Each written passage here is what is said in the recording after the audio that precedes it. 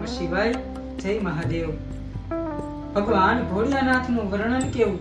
તો કે શિવ મહિમ્ન સ્તોત્રના 32મા શ્લોકની અંદર એવું વર્ણવવામાં આવ્યું છે કે અસિત ગિરિશમમ સ્યાત કજ્જલમ સિંધુ પાત્રે સુરતરુવર શાખા લેખની પત્રમૂર્વી લિખતી યદિ ગૃહીત્વા શારદા સર્વકાલમ તદપિ તવ ગુણાના મીશપારમ નયાતિ.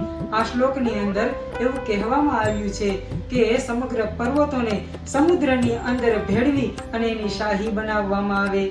ત્યારબાદ બધા જ વૃક્ષોની ડાળીઓની કલમ બનાવવામાં આવે અને આ પૃથ્વીને કાગળ રૂપે રાખી અને માં ભગવતી શારદા પોતે અનંત કાળ સુધી ભગવાન ભોળિયાનાથના ગુણાનુવાદ લખે છતાં એનો પાર ન પડે એવું ભગવાન ભોળિયાનાથનું ગુણ છે, એના એવા વર્ણન છે.